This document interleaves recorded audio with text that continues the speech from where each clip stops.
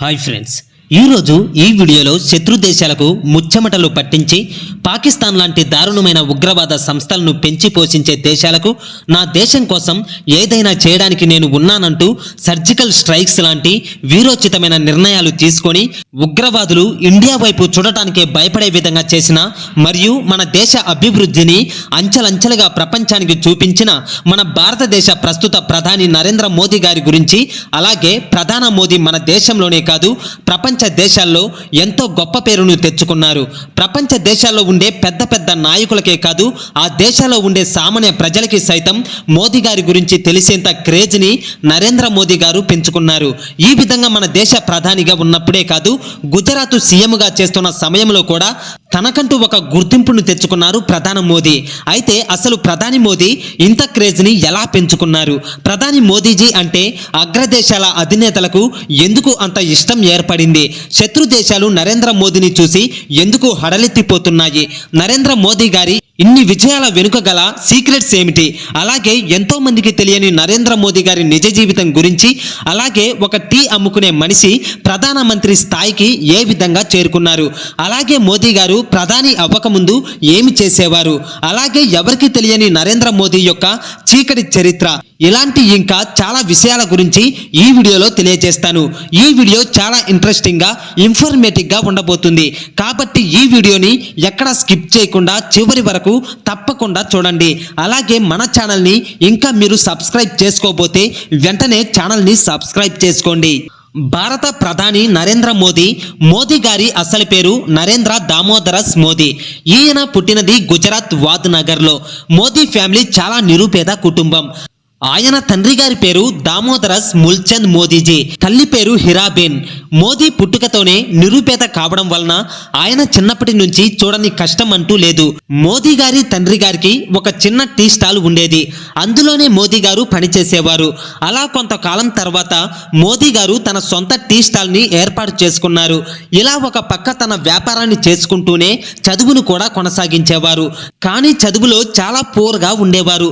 చదువు మీద ఎంతో ప్రేమ ఉన్నా గానీ సరిగ్గా చదవలేకపోయేవారు. అలా ఆయన చదువుతో పాటు RSS లో కూడా జాయిన్ అయ్యారు. చాలా మంది మోదీ NCC లో జాయిన్ అయ్యారని అంటూ ఉంటారు. కానీ ఆయన జాయిన్ అయినది NCC లో కాదు, RSS లో. అంతేకాదు, మోదీ గారికి చదువు సరిగ్గా లేకపోయినా సరే చిన్నప్పటి నుండి ఆయన వాక్చాతుర్యంతో స్పీచ్లు ఇస్తూ అందరి మెప్పును పొందేవారు. అలా మోదీ గారు ఒక పక్క టీ స్టాల్ ని నడుపుతూ RSS లో చాలా చురుగ్గా ఉంటూ ఎంతో మంది పెద్ద పెద్ద నాయకులతో పరిచయాలు పెంచుకునేవారు. అలా కొంతకాలానికి మోదీజీ ఈ RSS మరియు టీ స్టాల్ ని కూడా వదిలిపెట్టి దేశంలోనే చాలా ప్రదేశాలలో పర్యటనలు చేస్తూ ప్రజల గురించి తెలుసుకుంటూ ఉండేవారు.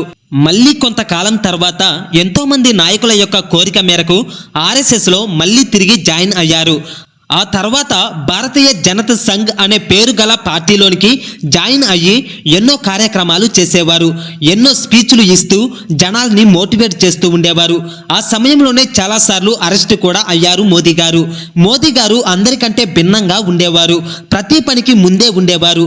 ఏమి చేసినా అందరినీ ఆశ్చర్యానికి గురయ్యే విధముగా చేసేవారు.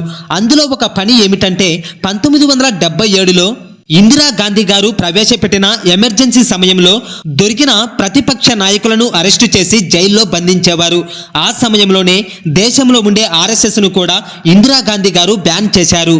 ఈ అరెస్టులను చూసిన మోదీ గారు నన్ను కూడా ఏదొక రోజు తప్పకుండా అరెస్టు చేస్తారని గమనించి మారువేషాల్లో తిరుగుతుండేవారు మోదీ గారు. ఈ విధంగా ఎమర్జెన్సీ అమల్లో ఉన్న సమయంలో మోదీ గారు తమ నాయకులను కాపాడుకోవడం, ఇందిరాగాంధీ గారికి వ్యతిరేకంగా ప్రదర్శనలు చేయడం, ఆయన మాట తీరుతో ప్రజలను తన వైపు మారే విధంగా చేస్తుండేవారు. అలా ఆ ఎమర్జెన్సీ సమయంలో మోదీ చేసిన పనులకు RSS యొక్క ముఖ్య కార్యదర్శిగా మోదీజీని నియమించారు. అలా కొంతకాలానికి అంటే 1955లో బీజేపీ అనే ఒక పార్టీలోనికి చేరారు మోదీ గారు. అలా పార్టీలోనికి చేరిన కొంతకాలంలోనే ఎన్నికల సమయంలో మోదీ గారు ఇచ్చిన వ్యూహాత్మక సలహాల కారణముగా ఆయనని పార్టీ జనరల్ సెక్రటరీగా నియమించారు. గుజరాత్ ఎన్నికల్లో మోదీజీ ఎంతో కీలకంగా ఉండేవారు. ప్రత్యర్థులకు కూడా అంతుచిక్కని వ్యూహాలు వేస్తూ ఉండేవారు. ఈ విధముగానే 1998లో జరిగిన ఎన్నికల్లో బీజేపీ నాయకుడు కేశవభాయ్ పటేల్ ను విజయం సాధించే విధముగా చేశారు మోదీజీ గారు. అలాగే 2021లో జరిగిన ఎలక్షన్స్లో బీజేపీ దారుణంగా ఓడిపోయింది. దాని కారణంగా కేశవభాయ్ పటేల్ అనారోగ్యం బారిన పడి మరణించారు. దాని తర్వాత బీజేపీ పార్టీకి ఒక మంచి నాయకుడిని ఎన్నుకోవాలి అనుకొని నిర్ణయించుకొని మోదీ గారు అయితేనే పార్టీకి అన్ని విధాలుగా కరెక్ట్ అని నిర్ణయించుకొని పార్టీ యొక్క ప్రధాన నాయకుడిగా మోదీని సెలెక్ట్ చేశారు, సీఎంగా చేశారు. ఆ విధముగా సీఎం అయిన మోదీ గారు ముందుగా బీజేపీ పాత సీఎం అంటే కేశవభాయ్ గారు ఉన్న సమయంలో భూకంపం వచ్చి చాలా మంది మరణించారు. అలా వచ్చిన భూకంపం సమయంలో బీజేపీ పార్టీ ఏమి చేయలేకపోయింది, ఎవరిని ఆదుకోలేకపోయింది. ఈ సంఘటన జనాలకి గుర్తు రాకుండా చేయాలి అనుకొని ఆ ప్రమాదంలో గాయపడిన వారికి, మరణించిన వారికి ఆర్థిక సహాయాలు చేస్తూ పాత జ్ఞాపకాలను మాయం చేసింది మోదీ గారి ప్రభుత్వం. అలా పాత జ్ఞాపకాలను తుడిచినా సరే ఆయనకి మరొక దారుణమైన పరిస్థితి ఎదురయ్యింది. అదేమిటంటే 2002లో గోత్రా దగ్గర హిందూ యాత్రికులు చనిపోయిన తరువాత హిందువులు ముస్లింస్ మధ్య ఎన్నో అల్లర్లు చెలరేగాయి. ఈ అల్లర్లలో 790 మందికి పైగా ముస్లింస్, 250కి పైగా హిందువులు చనిపోయారు. ఆ సమయంలో ప్రతిపక్ష నాయకులు, సామాన్య ప్రజలు మోదీ సరి అయిన పాలన చేయట్లేదని అంటూ అల్లర్లు చేస్తూ మోదీజీ రాజీనామా చేయాలంటూ ధర్నాలు చేశారు. దానితో మోదీజీ రాజీనామా చేశారు. అయినా సరే ఆయన వెనుకడుగు వేయకుండా మళ్ళీ తనంటే నిరూపించుకోవాలి అనుకున్నారు.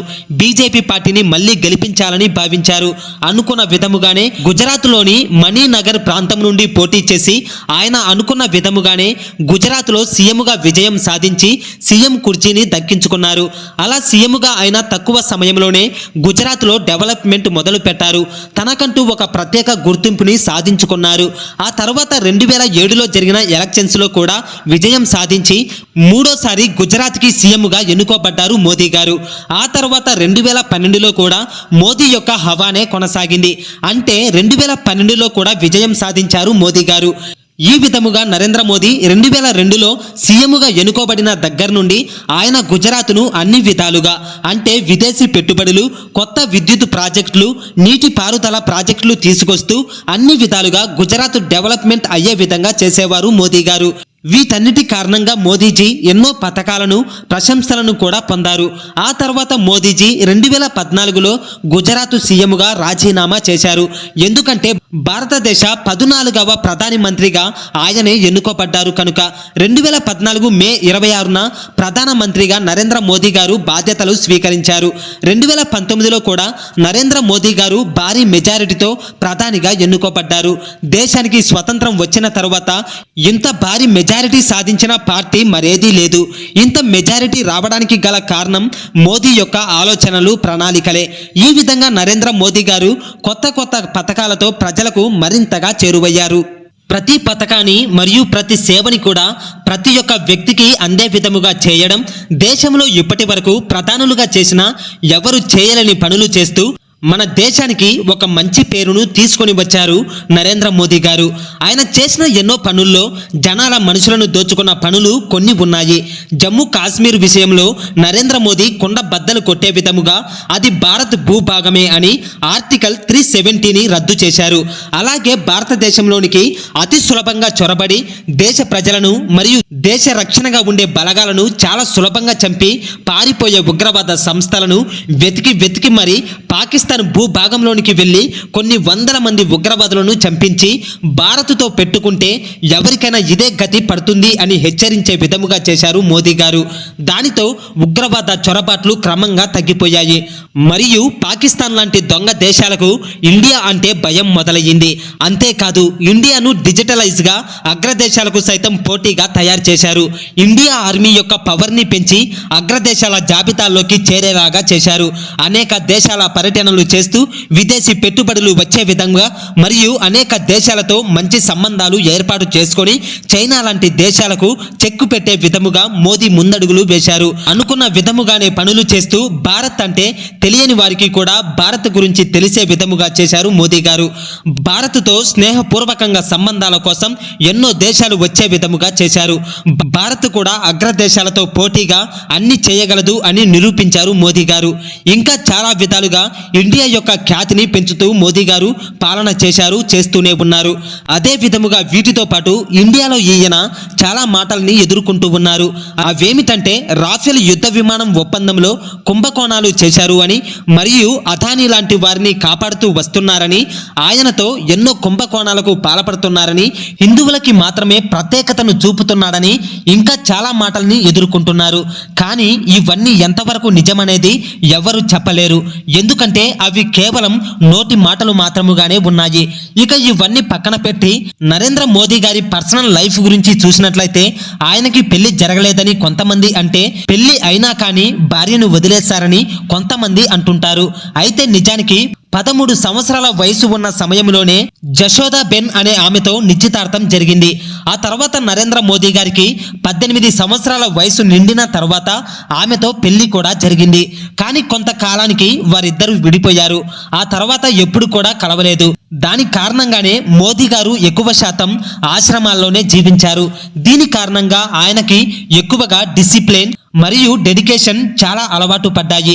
ఈ విధముగా నరేంద్ర మోదీ గారు ఎంతో ధైర్యమైన నిర్ణయాలతో దేశాన్ని నాశనం చేయాలని చూసేవారికి ఇండియా అంటేనే భయపడి దేశం వైపు చూడటానికి భయపడే విధముగా చేసి దేశ ప్రధానిగా ఏ ఒక్కరూ చేయలేని ఎన్నో పనులను నరేంద్ర మోదీ గారు ఎంతో ధైర్యంగా చేసి చూపించారు.